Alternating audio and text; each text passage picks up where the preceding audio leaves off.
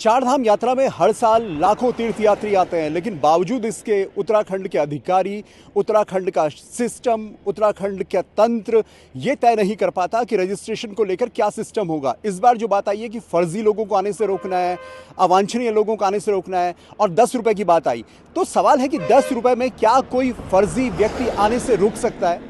क्या 10 रुपए कोई फर्जी व्यक्ति नहीं दे सकता? सबसे सस्ता आइटम होता है पानी की बोतल, वो 20 रुपए की आती है। तो जब अब 20 रुपए कोई यात्री खर्च कर सकता है तो 10 रुपए में क्या कोई फर्जी व्यक्ति अपना रजिस्ट्रेशन नहीं करवा सकता?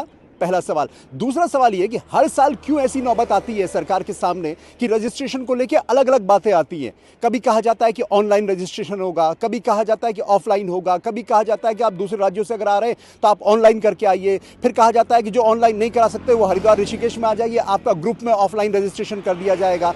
सवाल है कि रजिस्ट्रेशन की वैल्यू क्यों नहीं की जाती? रजिस्ट्रेशन बेहद ज़रूरी है। जो भी यात्री यात्रा में आ रहा है उसका सरकार को पता होना चाहिए कि वो कौन है, कहाँ का है, उसका एड्रेस क्या है, उसे कहाँ जाना है, उसे कहाँ कहाँ यात्रा करनी है। लेकिन रजिस्ट्रेशन को लेके एक फिक्स सिस्टम आखिर 25 सालों में क्यों नहीं तय हो पाया, और लगभग पिछले 10 सालों में क्यों नहीं तय हो पाया कि रजिस्ट्रेशन की हर साल की प्रोसेस क्या होगी? पहला सवाल। दूसरा सवाल ये कि कैपेसिटी, कभी कभी कहा जाता है, पिछले सालों में कहा गया कि इस धाम में इतने लोग जाएंगे, फिर कहा गया इस धाम में अब इतने लोग नहीं जाएंगे, फिर कहा गया इनको हरिद्वार में रोक दीजिए, फिर कहा जाता है कि अब इनको आगे बढ़ा दीजिए, किसी को रुद्रप्रयाग में रोका जाता है, उससे फिर यात्रियों की नाराजगी के तमाम वीडियोज वायरल होते हैं, उससे सरकार की किरकिरी होती है।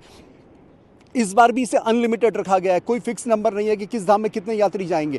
तो सवाल यह है कि चारधाम यात्रा हर साल होनी है, 6 महीने होनी ही होनी है, हर साल यात्रियों की संख्या बढ़ ही रही है, हर साल सिस्टम भी आगे बढ़ ही रहा है, हर साल इसका बजट भी बढ़ रहा है।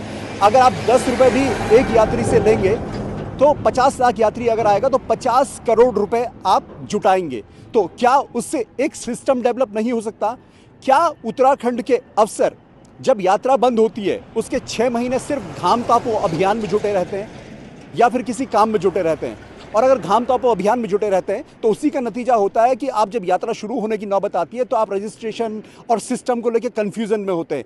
तो बहुत ज़रूरी है, और मुख्यमंत्री पुष्कर सिंह धामी को सभी अफसरों से सवाल ज़रूर पूछना चाहिए कि देश भर से जिस यात्रा का मैसेज जुड़ा हो, उन अफसरों की तरफ से अगर गलत मैसेजिंग होगी, बार बार मैसेजेस को बदला जाएगा तो कंफ्यूजन फैलता है, यात्री परेशान होते हैं और राज्य की इमेज पे बट्टा लगता है।